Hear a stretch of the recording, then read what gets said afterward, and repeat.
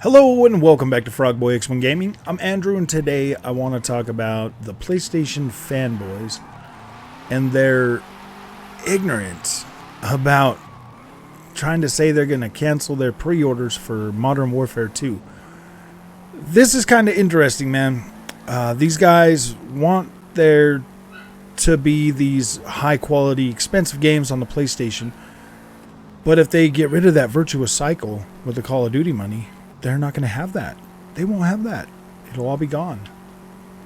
And I don't think they understand that. Do they really think that Sony can afford to build these games the way they build these games without big heavy hitters like Call of Duty and all of these other games on their console with people buying them? Yeah, it just doesn't work that way. It is the Virtuous Cycle.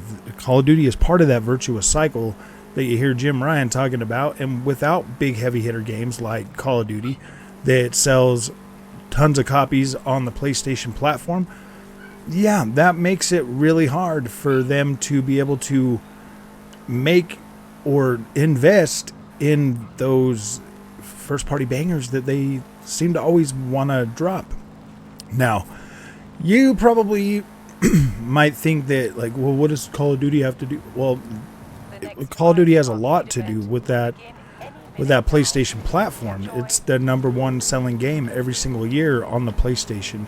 That is where the majority of the money comes. And if Sony gets a 30% cut of everything from said Call of Duty games, that means that they get a lot of money. If they sell 10 million copies of Call of Duty on the PlayStation 5, that's a lot of money. That's a lot of money. Usually I think it's more than that, but that's a lot of money that they get to reinvest, money that they didn't have to spend, money that they didn't have to invest into into their own first-party games. Now, whether that's, the whole bulk, I think Call of Duty annual sales on the PlayStation are more than enough to fund all of their development costs for the whole year for all of their projects. That's me. That's because that's a lot of money. That's a lot of money that they make off of that one game that can fund all of those projects. I bet Fortnite is responsible for funding all of the PlayStation VR 2 development. And then,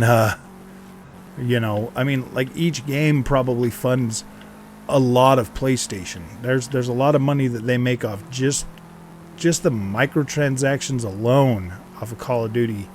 Are like $300-something million a year for PlayStation. So, yeah. If they don't have Call of Duty, and if the PlayStation fans do not continue to buy Call of Duty, then that will 100% result in less funding and less budget for the games that they pretend to say they love that they don't buy. Because let's face it, everything that plays on everything that everybody's playing on the PlayStation are those either free-to-play games or those super AAA multiplayer games that everybody wants to play with their friends.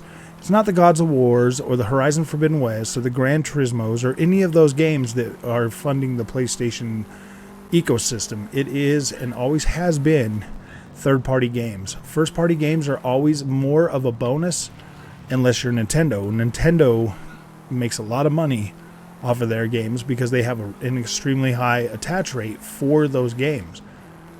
So, the PlayStation fanboys, this message is for you. If you guys want to go ahead and hasten the downfall or the inevitable lowering of funding for your precious beloved first-party bangers, yeah, go ahead, boycott Call of Duty. Don't buy it. Don't freaking buy it. Don't buy it at all. You just go ahead and do that, and then don't come crying to me when your quality of your AAA bangers starts to go down and nobody talks about them that much anymore. So, if you like this content, don't forget to like and subscribe, and we'll see you in the next one.